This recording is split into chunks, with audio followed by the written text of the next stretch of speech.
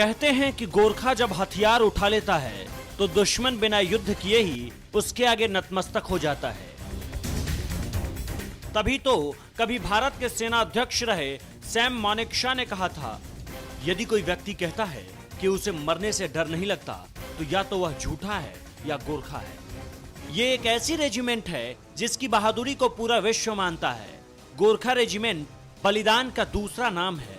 इसी रेजिमेंट के भरोसे तो अंग्रेजों ने हिटलर से टक्कर ली और हिटलर इस रेजिमेंट से इतना प्रभावित हुआ कि वो भी इस रेजिमेंट की बदौलत पूरी दुनिया को जीत लेना चाहता था। देश में जब भी संकट के बादल गहराए तब तब इसी रेजिमेंट को याद किया गया।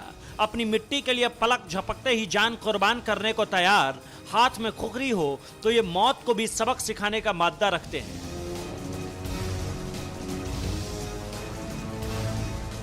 आप सोच रहे होंगे कि भारत में गोरखा कैसे आया, तो आपको बता दें कि नेपाल से गोरखा आए हैं। हिमालय की तलहटी में बसा नेपाल में गोरखा नाम का एक जिला है जो योद्धाओं के लिए विख्यात है।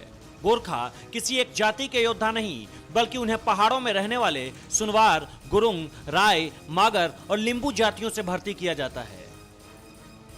गोरखाओं को लेकर कहते हैं कि गोरखा जब अपनी खुखरी निकालता है तो वह दुश्मनों का खून बहाए म्यान में नहीं जाता। गोरखा पलटन विश्व के सबसे बहादुर पलटनों में से एक है। गोरखा पलटन भारतीय सेना से 1815 में जुड़ी थी। 1814 से लेकर 16 के आंग्लो नेपाल युद्ध में गोरखा सेना की लड़ाई की तरकीब और उनकी बहादुरी से ब्रिटिश इतने खुश हुए कि गोरखा को ब्रिटिश भारतीय सेना से जोड़ लिया। अगर आप ये सोच रहे होंगे कि गोरखा आर्मी सिर्फ भारत की सेना में है तो आप गलत हैं। नेपाली आर्मी और भारतीय आर्मी के गोरखा रेजिमेंट के अलावा ब्रिटिश आर्मी का गोरखा ब्रिगेड भी बहादुरी के लिए मशहूर है। अपनी बहादुरी से गोरखा पलटन ने कई युद्ध जीते हैं, जैसे 1947-48 में उरी सेक्टर, 1962 में लद्दाख, 1965 और 1971 में जम्मू और कश्मीर। श्रीलंका भेजी गई शांति फोर्स में गोरखा पलटन भी थी।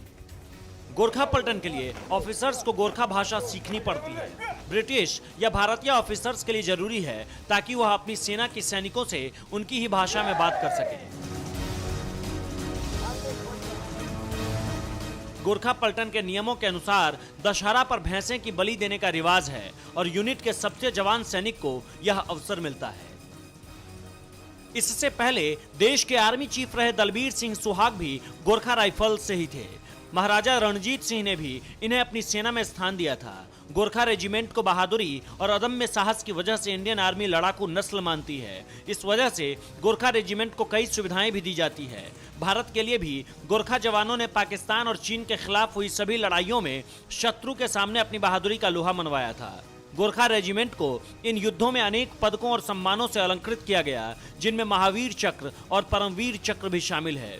बलिदान ही इस रेजिमेंट की पहचान है। यहाँ होने का मतलब चुनौतियों से दो चार होना है। मातृभूमि पर मिटना इस रेजिमेंट की पहचान है।